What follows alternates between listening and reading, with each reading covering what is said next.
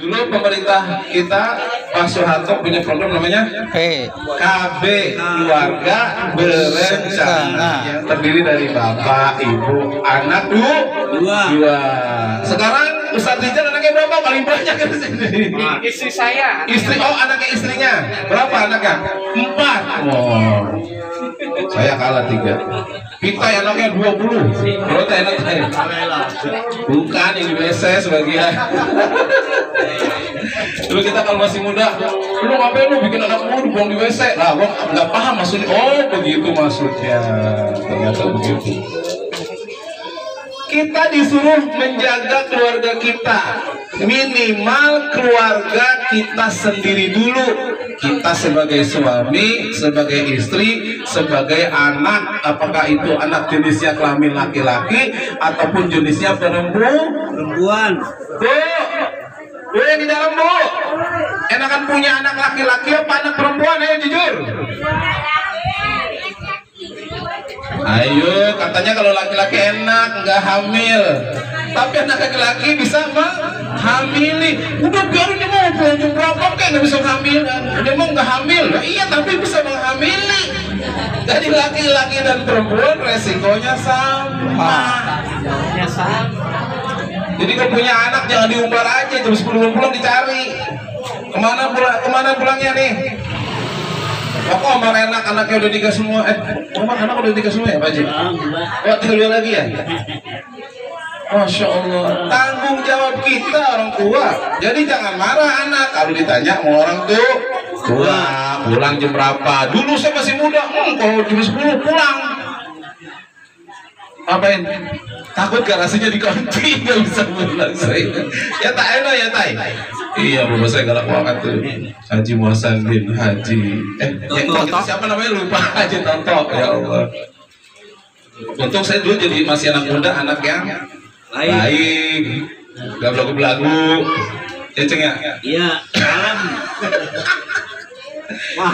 Ternyata menurut ayat Al-Quran itu, mau anak kita laki-laki ke mau perempuan ke, wal yahshal ladzina law tarakum min khalfihim zurriyatan di apa. Hai bapak-bapak ibu, harus curiga, harus merasa harus merasa khawatir.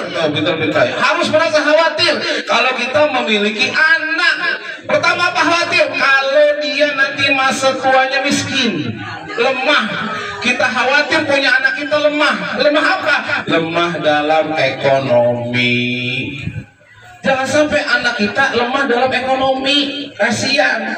Kalau bisa orang tua itu mewariskan harta yang banyak sama anak cucu. Alhamdulillah Haji Zainal bin Haji Laman mewariskan harta yang banyak. Cucu-cucunya pada dapat 20 juta. Kecuali kita itu cuma 200.000.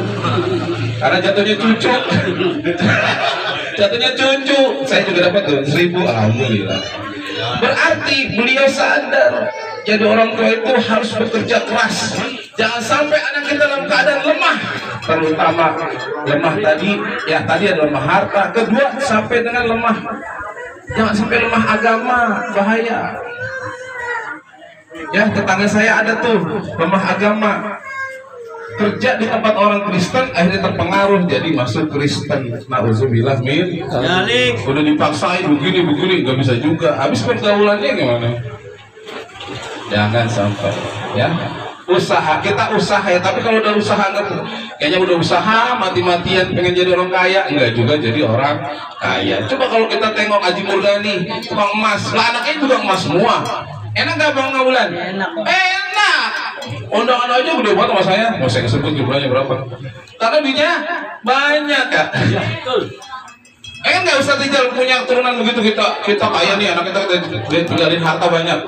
Berantem ntar.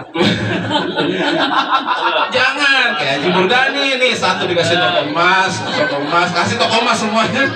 ada dia. Harta itu penting. Orang pergi haji pakai harta nggak? Pakai. Orang pergi umroh harta nggak? Kecuali Ustaz Anas dibayarin kemarin. Nggak.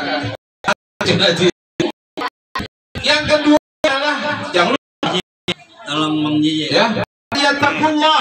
Kita harus bertakwa kepada Allah. Keluarga kita keluarga kita dalam keadaan lemah, terutama lemah bidang agama. Murus sabiya bi salati iza balagha sini iza balagha asra sinina fadribuhu 'alaiha. Yang utama adalah ajarkan anak kita sholat. Perintahkan anakmu sholat kalau sudah umur 7 tahun. Suruh sholat 7 tahun. Kalau 7 tahun juga belum bisa, maka jika dia mencapai 10 tahun, 7 tahun kita udah ajarin, 10 tahun juga belum juga mau sholat, fadribuhu 'alaiha, maka pukullah pantatnya. Tuh, Ustaz, kalau anaknya umur berapa? Belum 5 tahun, jangan ajarin aja dulu. 7 tahun masih ajarin. Kita nggak sanggup ajarin, masukin TPA. TPA masuk MI terus ajarin. Umur 10 tahun, sahabat pantatnya. Bukan sahabat pantatnya yang dipukul pakai lonceng, jangan. Jajakin ngobrol dulu. Pakai lidi. Ya, Mbak Jaja begitu ya. Jadi anaknya perempuan sih dia enggak. Itu yang penting juga. Yang kedua di samping harta adalah agama kita. Makanya punya anak kalau masih kecil dulu waktu lahir diajan. Kenapa diajanin kuping kanan, dikomatin kuping kiri? Lah apa hubungannya kita orang mati diajanin sama orang? Ayo maksudnya apa ayo?